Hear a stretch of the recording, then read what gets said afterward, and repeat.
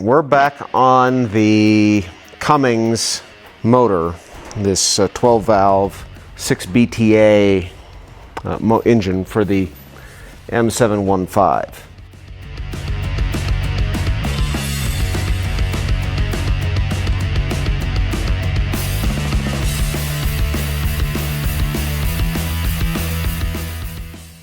All right.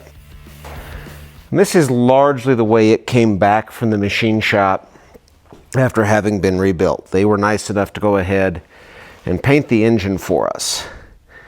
Now, we do see a large pile of boxes and parts over here in the corner. These are all things that are necessary to put this back together.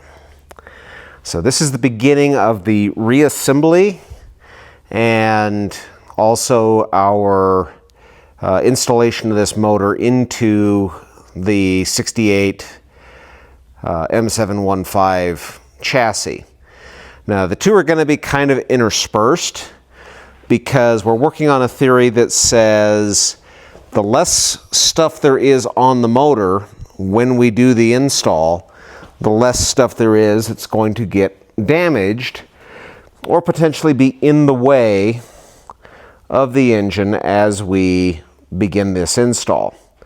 On the other hand, there are certain things that are going to be a lot simpler to install while it is on the bench, just because stuff won't be in our way. We won't be trying to climb over the back of the engine, over the frame rails, etc. So again, a little bit of a, again, it's probably going to seem a little haphazard in terms of what gets installed when, but we will try to make sure that there is sense, because there is a method to the madness as we do this. The initial thinking here is that we do want to install the basics on the front of the engine. Now what that means is we want to get the front timing cover reinstalled, which means that we have to install the fuel pump because otherwise we can't button up this front cover. We will maybe install some of the other pieces that are easy to get to at the front, but we do have a concern that the harmonic balancer, which goes on the end of our crankshaft, may be a very tight fit, and so possibly having that not installed would be advantageous for us with other things. So on the front of the motor, we're going to do what we have to button up the timing case, but probably not a lot more, just to have the pieces that may or may not be installable once it's in the frame in place and where they need to be. On the side of the motor here, there's not a lot that is going to be too much of a problem, although we do need to install our engine mounts before we get too much other stuff going on. And the rest of it, you know, manifolds, cooling, so on and so forth, will probably come a little bit later as we go with it. We may go ahead and install injectors now, just to kind of have them out of the way, as well as to plug up the holes on the cylinders, so that helps ensure that nothing is going to fall into the cylinders. As we come around the back side of the motor, on the back side, we're going to need to install our bell housing adapter that allows us to actually install the clutch, the flywheel, and have this ready for the transmission to bolt up. I think we're actually going to bolt the transmission to the engine before we stick it into the chassis, just because it makes those bell housing bolts much easier to get to and helps us get everything else situated. That does make for a bigger package for us to install into the chassis itself, but I think given how tight the back of this engine is going to be, it'll be a lot easier in the long run to have the transmission there. So again, we're going to button all of this up to the point where we're able to actually bolt up the transmission and have that ready to go in as a package. Then over here on this side of the engine, again, we don't have a lot that we're not going to be able to have access to. We'll probably finish going ahead and closing up the intake. Again, that just keeps us from having problems with stuff falling into the motor. Up there at the forward end of the engine, we're going to have our fuel pump reinstalled. We may or may not go ahead and reinstall the power steering pump and vacuum pump on this. Still playing with the idea of trying to source a compressor from a medium-duty truck that would be a gear-driven compressor that would sit in that space. So we may hold off on the power steering pump. Part of the concern with that, though, is whether or not it will clear the engine mount once the vehicle's in the chassis. So that's the basic plan. Again, we're going to kind of bounce around a little bit as we're doing different things based on which parts need to be installed in order to let us continue to move forward. So the first thing we're going to do is go ahead and put the bell housing adapter onto the back of the motor. This is held on with 8 M12 bolts with a torque spec of 44 foot-pounds. I have already chased the bolts, chased the holes in the block, and so it's just a matter of lining up the holes and torque to spec. There are 8 bolts that hold this in place. These are going on with Loctite because you do not want these to come loose.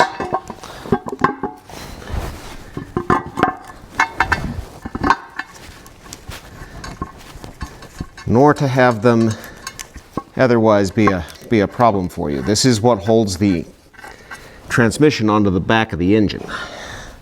And just start all 8, take them all down to hand tight, making sure that you don't get anything cross-threaded,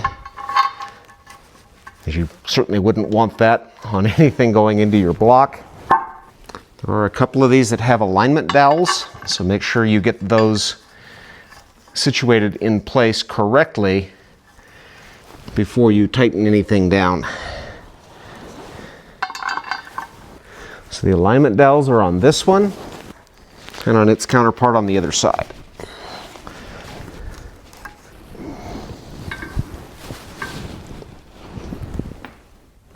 I'm going to grab a dead blow, see if I can just encourage that to seat.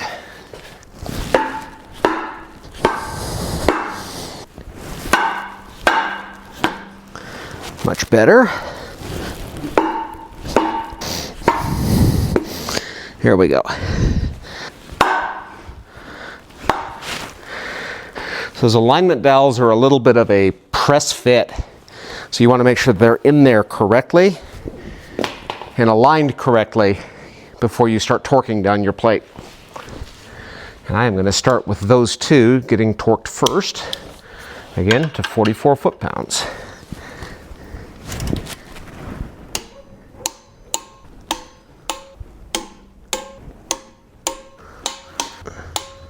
So all torqued, all to spec.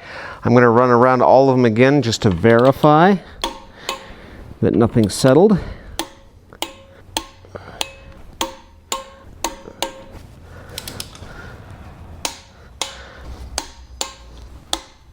Okay, and that is the reinstallation of the rear adapter plate. All right, so the next item on our to-do list is going to be the Killer Dowel Pin fix. And that has to do with this dowel pin right in here. And what can happen is that over time, that can work its way out, and then it falls down into the gear train, rides its way down over here to the oil pump and the crankshaft, and eventually chews up gears. Now, the machine shop for us did kind of peen this over with a punch to make that difficult to come out. That's probably an adequate fix in its own right. However, because I have a KDP or Killer Dowel Pin repair kit, I'm going to go ahead and install that, which will prevent any possibility of that little critter falling out into the gear train.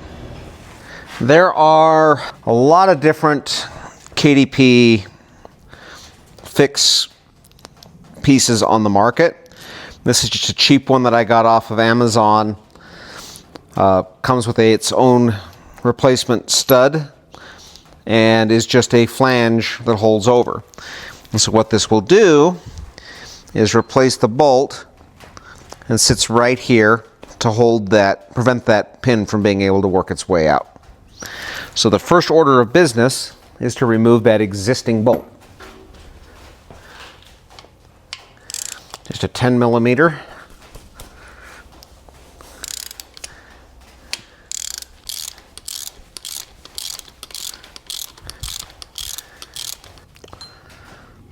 Okay, so that's the removed bolt. We do see that evidence suggests that the machine shop put this stuff together with Loctite, which is a good idea in general when reassembling these things. So with that in mind, I'm going to go get some Loctite for the replacement part. We'll do a close-up of the final result here. Just that installed, covering the tip of the pin. Next on our to-do list is to reinstall the fuel pump on this engine. The high pressure pump goes right in here, and we need to start by just slipping the gasket over the 3 studs. Next up, we need to physically install the pump. Paying attention to this woodruff key here by my thumb that is necessary to engage the gear, as well as the special locking tab washer that we'll install in a few minutes. So the first thing we want to do is to very carefully slide the pump through on the mounting studs, holding it in place and installing only hand tight the 3 washers, or 3 nuts rather, on the mounting flange. I did make sure the engine was timed and that the timing pin was in place before we began this procedure.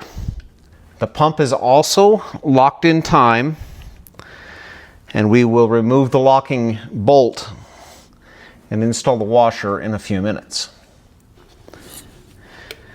It is desirable that the pump have a little bit of movement because we're going to leverage that to allow the gear to sit into place, as well as to allow the lash on the gears to be set.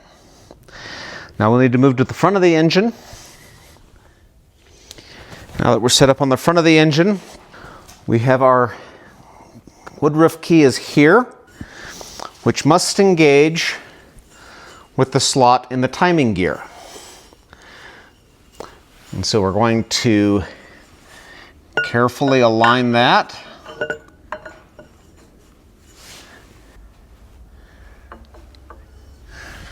I'm going to get an additional light to help line that up. Okay, what I have going on here is the gears are actually cut at a slight angle, and so as the gear sits back, it needs to rotate. This gear needs to rotate slightly from where it is in order to sit back in place. So we're going to have to let the pump slide backwards so it can rotate and line up appropriately to this gear.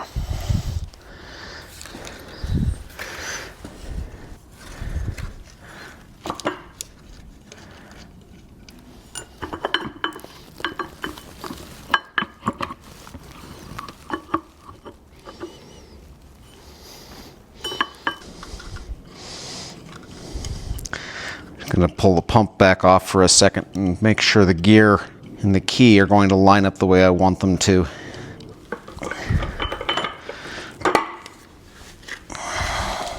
Okay.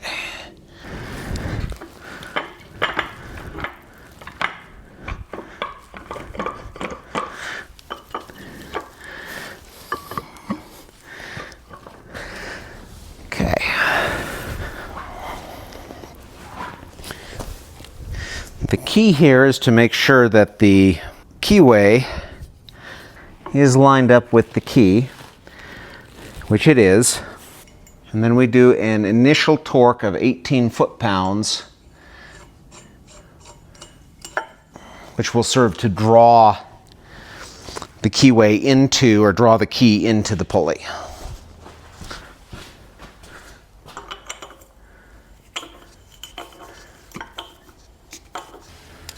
With the light, I should be able to verify that the key is in fact aligned with the pulley, and our timing mark that we noted when we took the engine apart is aligned with the 0 notation on the camshaft. So the timing all appears to be where we want it to be, and we will snug up the bolts on the backside to being at least hand tight, and then do the initial torque.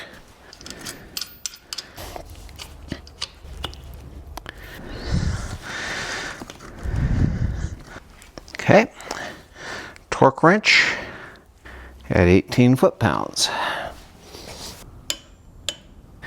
Now I want to go ahead and snug up those 3 bolts. They are also 18 foot-pounds on a 13 millimeter. However, I think it is going to be challenging at best to get a torque wrench on those, particularly as one of those 3 requires a special wrench. Instructions say to apply a little bit of pressure towards the intake as these are tightened to rotate the pump in that direction. This one at the bottom requires the use of this special wrench.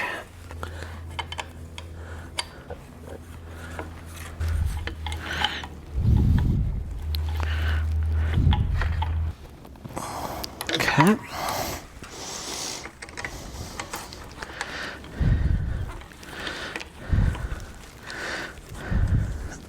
All right. Those are all in place. Now, they do absolutely caution you to make sure before you do final torque on this nut, you must make sure that the timing pin has been pulled out, because otherwise the torque on that pin will break the end of the pin. And like that, our timing pin has been removed. I promise it's been removed. And now we can do final torque on the nut here on the end. Pump drive gear, 48 foot-pounds. After the pump has been unlocked, it says. So before we take that to final torque, I'm going to unwire our special washer here. Let's try 10 millimeter. Seems like a good choice.